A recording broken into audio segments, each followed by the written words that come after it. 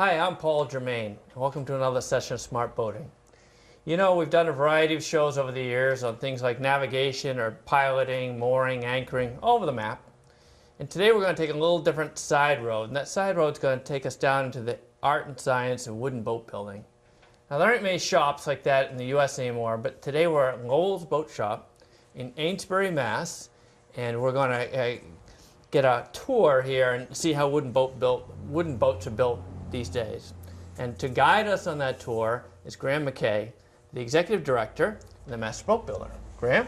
Thanks, Paul, for having me. Good to see you. Graham, we got an excellent show here today, but can you tell us, before we get into it, a little bit about your boat building experience and the Lowells Boat Shop? So my boat building experience, like most of the builders that worked here over the centuries, is primarily here. I grew up in the neighborhood. I worked here. I took a class here in high school and then worked here a little bit off and on thereafter. Went off and worked in other boat yards around New England, and came back maybe 6 or 7 years ago. And in that last 6 or 7 years, I've learned, I would say, most or all of what I know about building these boats, which is a little unusual from a typical wooden boat building shop. Right. And as you said, it's Lowell's Boat Shop. It was started by the Lowells in 1793 on this site, Simeon Lowell, and was passed down through the generations until the 70s when it was finally sold out of the family. And today we remain America's oldest boat shop. Yeah, the oldest continually operating boat shop, right? Never stopped building ever since Simeon started banging nails into wherries, and in 1793 they've been doing it here. And it's interesting because the focus is on relatively small boat building, right? 16, 18, 20 foot, different types of dories and skiffs and that sort of thing, right? Yeah, and that's really, I think, what's kept us alive is small boats are still affordable. Yes. If people want a wooden boat, they want a small wooden boat. The bigger ones are the maintenance and everything. That market is very small. It gets crazy. So yes, the main focus of Lowell's has always been fishing dories, and really since we ceased dory fishing, the Lowell's adapted the shop to make the designs and the shop to make recreational boats. Well, this is going to be a very cool show, and you've already obviously got the background to help guide us through. So why don't we get right into it? Let's go. Okay. Well, Graham, you know, here at Lowell's Boat Shop, there's so much interesting stuff we could talk all day, but we don't have time for that. So I thought we'd cover as much as we could. Okay. And perhaps what we can do is talk as we go through about some of the different aspects of what the shop did that were different than some of the other shops. And I thought we have a drawing here and we have a model, and this would be a good way to have people get perspective as we show them how it's built. They'll have an idea of the end point in mind. Can you share with us a little bit about the drawing and the model and all that sort of stuff? Sure, yeah. So even since the early days of Simeon, they didn't use plans like this. They would have used some notes and some molds that they had around, some patterns, and that persisted through the years. Even up to present day, we build largely with notes and molds. We don't have plans. Yeah. This only exists because in the 1940s, during World War II, the Navy couldn't land men on the Aleutian Islands to fortify them against the Japanese, and so they ordered dories, which were known to be good through the surf. Oh, right. And the government, being what it is, wanted a view of what it was going to get. and so Ralph Lowell, who owned the shop at the time, went up to the high school and got the best draftsman out of the draftsman class, and he came down and he drew up a dory, and that's the only reason we have this plan. Wow. This would have been built from a couple of patterns and what was known as a dory stick, which was basically a stick with a few measurements on it that told you what the plank lining wanted to look like. Okay. And so a dory is defined largely by the shape of its bottom, which is this football shape. Okay. And it's planked fore and aft, so the planks run bow to stern. I see. It's got a triangular tombstone transom right here. Yeah. And that's really it. Typically, like a bank dory like this would have straight flaring sides, which was something that Hiram Lowell came up with in the 1860s, which allowed them to be stacked. So you could put on 8 the schooners, or 10, the fishing schooners. Right inside each other. The predecessor to these were more round-sided dories with a little bit of a narrower bottom, and that was something that Simeon had come up with. He had simplified the more complicated design of the wherry into a flat-bottomed, round-sided boat with relatively few pieces. So if you look at the model here, you know, pretty quickly you could count up the number of pieces in this boat, number of individual pieces of wood. Yeah. Whereas if you looked at a fancy Herreshoff dinghy or something, there are 3 to 4 times as many pieces in that boat. Right. So when you go to put a boat like this together, the fewer pieces, the quicker it can be made. Yeah. And also the fewer patterns you have to have for the pieces. So one of the things that's slimmed down on this, it can contrast one of these fancier boats, if you will, would be the number of frames, right? Correct. So this, well, this has 5 sawn frames, so they're sawn to shape rather than being steam bent. Okay. Which was stronger and more efficient. You could put fewer of them in for the same strength, and that, you know, that made things go a lot faster. In the later years, they would join the frames at the chine with a metal clip because the grown knees that were needed for a dory started to become scarce in, you know, So right down 1870, this area here. 1880. Yeah. So prior to the clips, you would have to have usually a tree trunk and then a branch or or a root that came out of it would have to grow in that shape. Yeah. Those were consumed a lot from dories, and a lot of shipbuilding consumed those knees, and they became more and more scarce and more expensive. Yeah. So they came up with a way of making that frame out of straight pieces. Okay, and there was a finite number of bottom planks as well on these designs, right? As few as possible, yeah. You know, a lot of dories, because they're wide plank boats, would have 2 pieces on the bottom. You know, one just 2 pieces. one seam, yeah. Wow. And in some of the old pictures, the plank lining didn't matter. You were just trying to fill the space from the bottom to the rail, and so you see a lot of dories that have the lines on each side are different. It doesn't matter, you know. You're just trying to get a boat that floats and carries fish. Right. I've even seen a picture of a dory with 3 planks on one side and 4 on the other. It's pretty cool. That's funny. Yeah. Graham, you know, when it comes to building wooden boats, I think one of the interesting aspects for me is that there's different types of woods used for different applications or parts of the boat. We've got some different pieces here. Can you explain what we have and how it serves different purposes? Sure, yeah. In boat building, I mean, there are an infinite number of species that are used today, and historically the rule of thumb was you use whatever you have locally. And typically those local trees are resistant to all the local bugs. Oh, that's interesting, yeah. So dories, when in Hiram and Simeon's days, were built largely out of pine, white pine, because it was right outside. Okay. And white oak, so this is white oak. I see. They would have used red oak because it was easier to find, and they didn't really worry about rot resistance too much. Well, what were the pros and cons of the white pine? It was available, but were there some good things about it and some bad things? It was available, it was wide, it's fairly rot resistant, and if you use the right parts, it's fairly rot resistant. Oh, okay. And it was light, so a dory wanted to be light on and off the schooners. Okay. That worked for the planking and the bottom. Yep. The structural pieces all had to be a hardwood, such as oak. Yeah. Holds fasteners well, it's strong, it's dense. Is that more rot resistant? White oak is more rot resistant than red oak. Okay. And white oak was prized, so that's why a lot of American ships were really prized as they were built from white oak, because they had a lot of it. Oh, interesting. And so they lasted a lot longer. Okay. But the white oak is a closed cell wood versus the red oak, which is an open cell wood. So the red oak just sucks water in and rots. Ooh, all right, that's not good. So we don't even have any in the shop because we don't use it. But the white oak here, what we'd use today largely is white oak or black locust. So this is a piece of black locust here. Yeah, yeah. And I use this because it grows locally. Yeah. It's sort of a weed tree. It grows really quickly. Okay. And it's hard or harder than oak, and it's even more rot resistant. So where would you use that? Would you use that in the frames maybe, or? Frames and stem and any structural piece of the boat, really. Okay. Any framing type piece. Yeah. Way too heavy to be used for any planking, also way too stiff. Yeah, yeah. So that's a lot of what I use today. I find the trees, mill them, because nobody produces it commercially. Oh, okay. In planking, this is a piece of Maine white cedar, so northern white cedar. Okay. If I could find this in decent quality, I would use it more. Yeah, But it grows, it's kind of a scrubby tree. It doesn't grow wide enough for dories.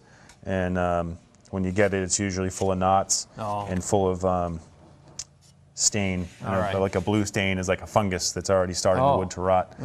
So in place of that, I use a lot of this, which is cypress, which is a southern softwood. It's a lot more dense, a lot heavier than the cedar. Yeah. But it's about as rot resistant. They both grow in swamps, which is a characteristic for rot resistant trees. Okay, that would make sense. Yeah. So this would be for planks, would it? This would be for planks. Okay. Yep. All right. And then for all the fancy stuff, transoms, rails, sometimes accent planks, we'll use this. This is sapele, which is a subspecies of mahogany. Yeah, it looks like mahogany, right? Yeah. Real Honduran or African mahogany is almost impossible to get, and when you get it, it's extremely expensive. Really expensive. And it's also not sustainably harvested. So we try to only build boats out of woods that are sustainably harvested. And so this is one of them, sapele, and it comes in all the shapes and sizes that we need. Yeah. And the last thing that we use is this is black spruce. Again, very local, grows in Maine. Yeah. And we use this for masts and oars and things like that. All right. Long, spindly things that need to be light and strong. Well, Graham, you get all these different species of wood to work with, and of course they must come in different shapes and sizes. And so one of the things you have to do is get them to the proper height, if you will. Thickness, yeah. Thickness, right. And this is the way you do it, right? This is a thickness planer, yeah. Thickness planer, all right. This particular one was acquired in the 40s. Prior to then, dory production in the shop and in town was such that there was a planing mill that just provided the right thickness of wood to all the shops. Wow, okay. Once they started to do recreational boats, they had to start doing their own thickness planing. These have long lives, these planers, apparently. If well, this one's been hard used, but yes, any old tool, old power tools are pretty long lived. They're sturdy. Yes. Yeah. Okay, so well, I guess the next step is for me to go back and hit the on button. Hit the on button. Give it to you to show how this is done. Yep, and it'll just take this rough piece of wood, take about a 1/16 of an inch off, and you'll see a nice smooth piece come out the other side. Beautiful. All right, I'll go turn it on. All right.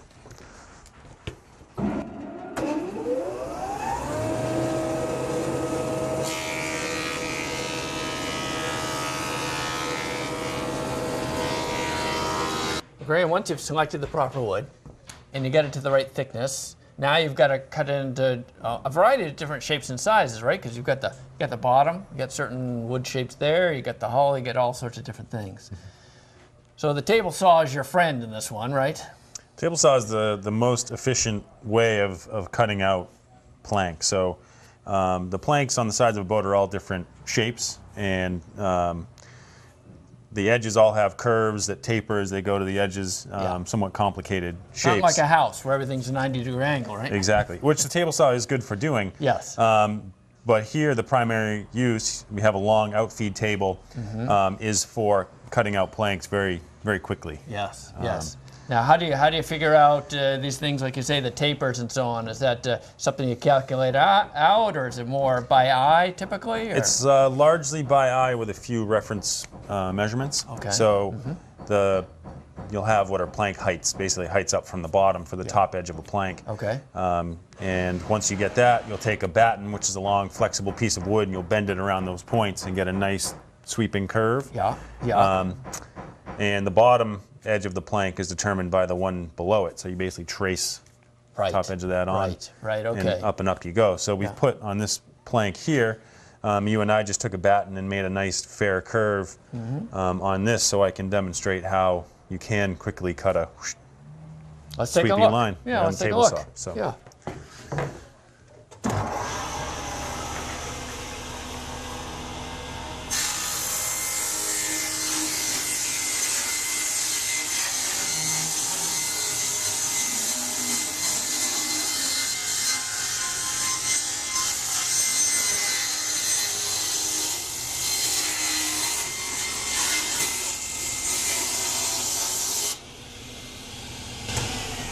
So obviously when you're cutting on the table saw, you stay outside of your drawn line by just a little bit. Okay. And then you can take the plank back over to the bench with your plane and shave right down to it. Sure. Okay. Graham, once you've got the wood to the right thickness and the right width, obviously you've got to join it together, particularly in the hull and the planks. Can you show us that process?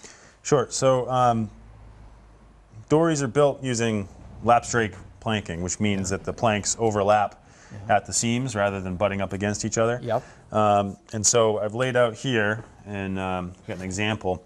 This is a dory lap, basically. So it's an inch or an inch and an eighth wide by half the thickness of the wood. Right. And I've planed a bevel on here, right where the two planks are going to meet. Okay. I'm going to plane a corresponding bevel onto this piece of scrap, and then I'll join them together. So after I lay these out at the edges, I typically start with my slick here. It's more of a timber framing tool, but it works really well for taking a lot of material off in a hurry.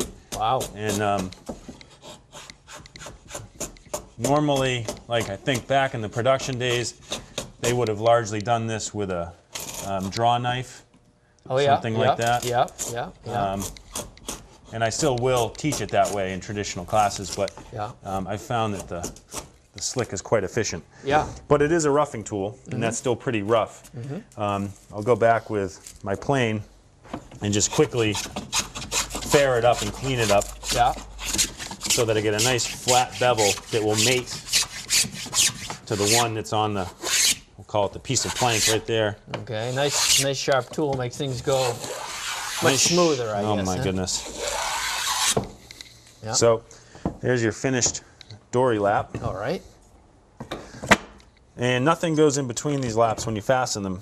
It's merely the fang surface of the two planks mating together that makes it watertight. And they go together just like so. All right, and then what I'm going to do, I'll temporarily clamp them here. Okay. And we'll rivet these together. So we use copper rivets, because copper obviously doesn't rust. And in the old days, it would have been done with clench nails, which are square cut nails that you drive through a hole backed with an iron. When they hit the iron, they curl back around on themselves, sort of like a staple. Right, Here, I use a copper nail. I've just drilled a hole in the piece of wood. You put the nail in from the outside. Okay. And I've got a heavy iron that I hold against the plank just to give it some weight and mass to hit against. Drive that all the way through. And then this is called a copper burr, basically a copper washer. It fits right over the nail. All right. And you're going to cut most of that nail off. Oh, okay. Leaving just a little bit. All right. Try not to, when it's vertical like this, I'll lick the back of the burr and that'll kind of stick it to the wood while you get things started. Then you've got to hold an iron on the back side of that nail. And I'm going to use the round side of the ball peen hammer and basically mush what's left of that nail down over the top of that washer. Okay.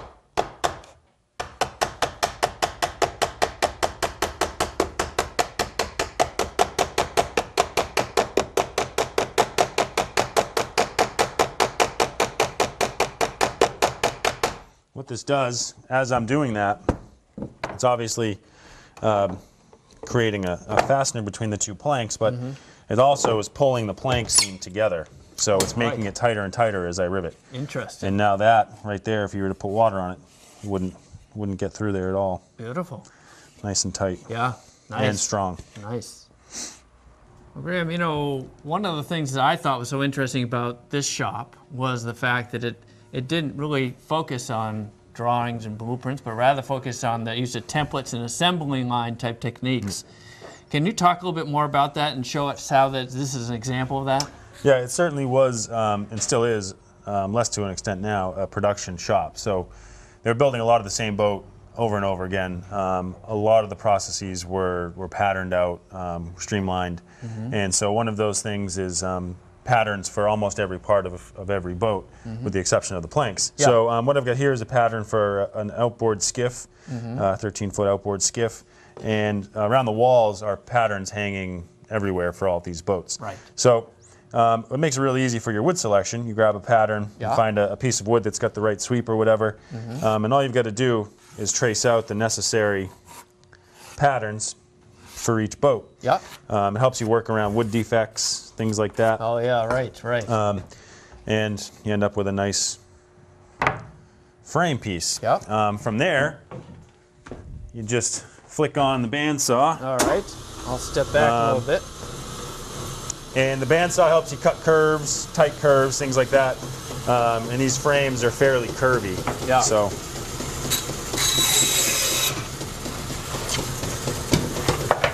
And this is, I'm just mocking this up. This is a piece of pine. Yeah. But the frames would be hardwood.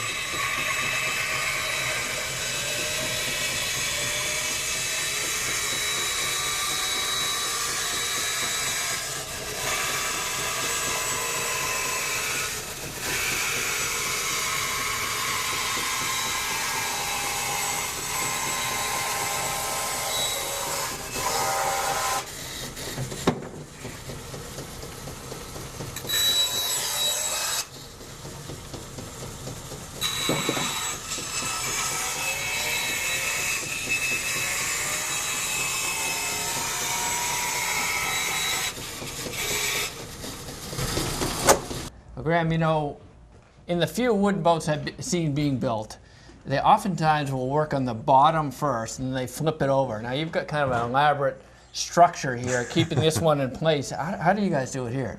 So yeah, typically you'll build a Carvel boat upside down because you're putting screws into the bottom, and a lot easier to do it Yes. top down, and you build it over a mold. Yes.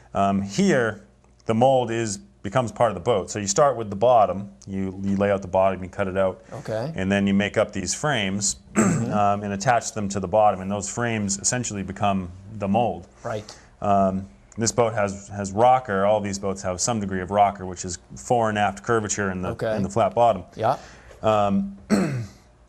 But as you plank, you are trimming the frames so by eye. So Yes. as each successive plank, you'll see there's a plank and there's a flat cut on the frame. Mm-hmm. We'll put a plank on here, and then we'll cut another flat on the frame. So you're really sort of designing and shaping the boat as you build. Yeah. It would be a lot harder to do upside down. It'd be really hard to visualize the final shape of the shear and the planking if the boat were upside down. I see. So you put all the structure in place to keep it kind of got reference points, it's stiff, it's stationary, and then you're building it from the bottom up. Correct. So Yeah. these historically were, I don't know if they were designed here, but they were used here. They're called easels. Mm-hmm. Basically a fulcrum and a lever for pushing the bottom down. There's a building bed underneath on which you build.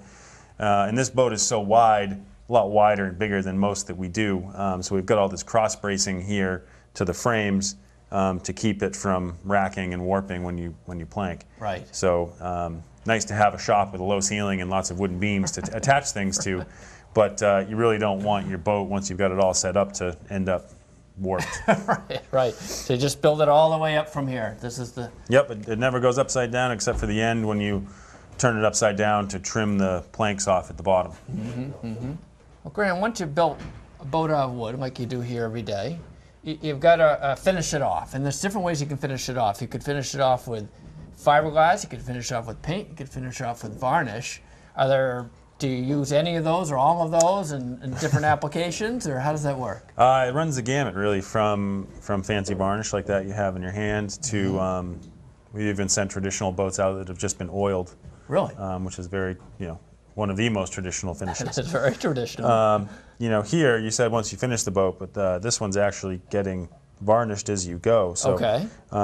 For the more discerning customer, they'll want to varnish the whole interior of a boat, which is what's happening here. All right. And we've found that it's a lot more economical to put a number of coats of varnish on a plank while it's flat in the bench, and then put it on the boat rather than have to sand in and around all the little nooks and crannies. That makes sense. So these two planks here have been varnished with that Le Tonkinois. Yeah.